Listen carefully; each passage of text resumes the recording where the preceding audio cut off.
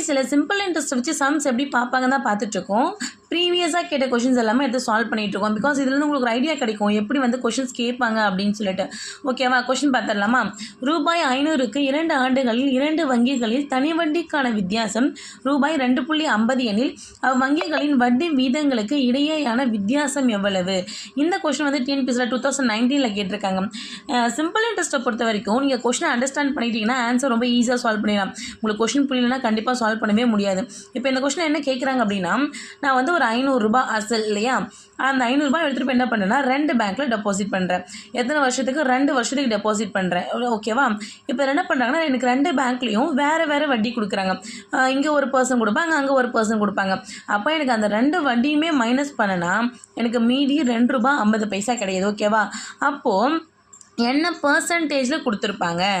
ஓகேவா, அப்போ எனக்கு ஃபஸ்ட்டு பேங்க்கில் ஒரு பர்சன்டேஜில் கொடுத்துருப்பாங்க, செகண்ட் பேங்க்கில் ஒரு பர்சன்டேஜில் கொடுத்துருப்பாங்க. அப்போ ரெண்டுத்தோட வேல்யூ மைனஸ் பண்ணால் எனக்கு 2 ரூபாய் 50 பைசா வருது.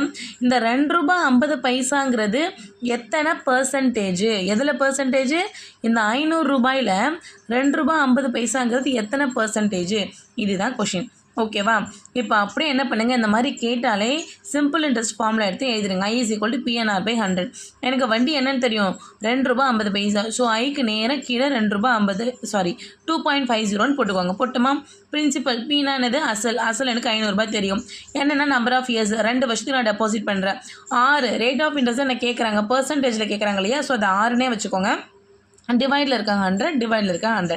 ஓகேவா, எனக்கு 6 மட்டும்தான் வேணும். ஸோ அப்போ அவங்க கூட இருக்க எல்லாரையுமே இந்த பக்கம் தள்ளிடுங்களேன்.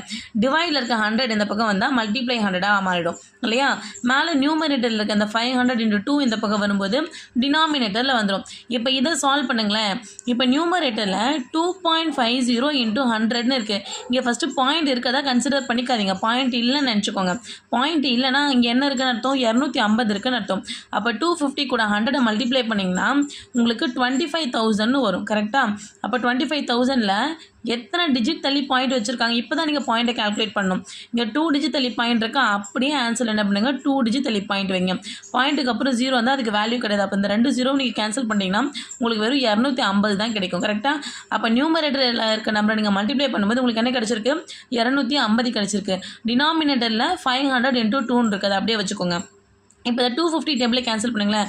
250 1 250, 250 2 என்ன வரும், 500. அப்போ மீதி இருக்கிறது 1 / 2 × 2 இங்கே போட்டிருக்க பாருங்க. 2 × 2 நீங்கள் மல்டிப்ளை பண்ணிங்கன்னா 1/4. அப்போ ஆரோட வேல்யூ வந்து 1/4%. ஆப்ஷனில் இருக்கான்னு பாருங்கள், கிடையாது. அப்போ இந்த 1/4 இந்த ஃப்ராக்ஷனில் இருக்கிறத நீங்கள் என்னவா மாற்றணும், டெசிமலுக்கு மாற்றணும். அப்போ இந்த 1/4 டெசிமல்